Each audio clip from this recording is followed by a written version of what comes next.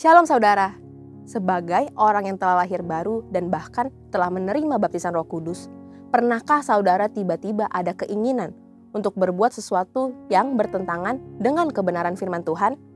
Seperti keinginan untuk bergosip atau memikirkan hal yang jahat tentang seseorang, atau mungkin keinginan berbelanja yang tidak bisa diatur sehingga harus meminjam uang melebihi batas, atau keinginan untuk menyukai sesama jenis misalnya. Apakah keinginan kita ini adalah hal yang lumrah? Bagaimana caranya kita membedakan keinginan kita dengan keinginan ilahi? Pada Voice of Pentecost kali ini, kita akan membahas mengenai keinginan ilahi versus keinginan duniawi. Menurut Baker's Evangelical Dictionary of Biblical Theology, kata keinginan desires di dalam Alkitab mencakup kehendak manusia, emosinya, dan hasrat.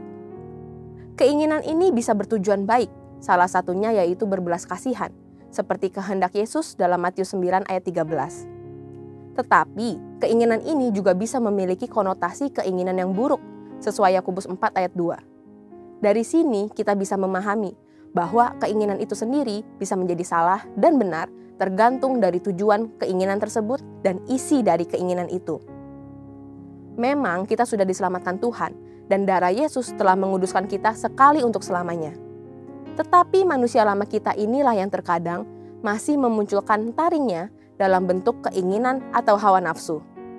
Bahkan karena terlalu sering muncul keinginan dan hawa nafsu itu, sampai-sampai kita lupa bahwa ada aspek lain yang harus kita perhatikan lebih lagi, yaitu hidup bagi Kristus.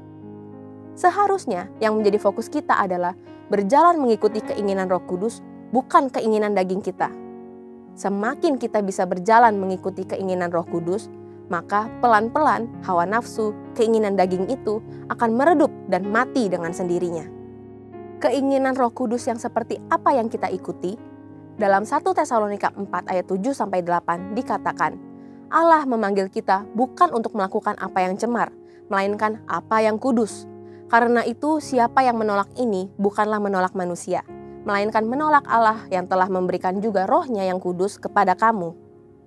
Dari kedua ayat ini sudah jelas bahwa keinginan Bapa adalah untuk setiap anak-anaknya memilih apa yang kudus dan bukan yang cemar.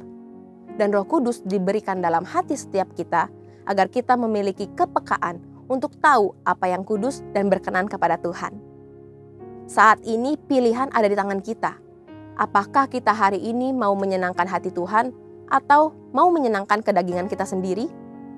Jangan jadikan alasan kita masih di bumi membuat saudara merasa normal dan lumrah mengikuti keinginan daging dan sulit untuk menyenangkan hati Tuhan. Dalam Yakobus 4 ayat 7-8, ada dua cara yang dapat kita lakukan untuk bisa mengalahkan hawa nafsu yang salah. Pertama, kita harus mendekat kepada Allah dan melawan iblis. Seringkali kita begitu berfokus melawan iblis, sampai lupa untuk mendekatkan kepada Allah. Kalau kita menyadari betapa indah dan nikmatnya hadirat Tuhan, maka tidak ada respon lain selain kita mau mengejar hadiratnya. Kedua, kita tidak boleh mendua hati. Satu sisi ingin hidup secara duniawi, dan sisi lain ingin hidup kudus. Kalau kita meremehkan kekudusan Tuhan dan bermain-main dengan dosa, maka hati dan pikiran kita tidak bisa merasakan damai yang sesungguhnya. Jadi saudara, keinginan yang duniawi ini bisa saja sekali-kali muncul dalam hati kita. Tetapi kita memiliki pilihan untuk tidak mengikuti keinginan duniawi itu dan menjadi dosa. Ayo kita berserah kepada kuasa Roh Kudus supaya kita bisa dimampukan untuk bisa hidup mengikuti keinginan Tuhan. Saudara, untuk penjelasan lebih lengkap dari tim teologi kami, silakan buka link yang ada di atas atau scan QR Code yang tersedia. Tuhan Yesus memberkati.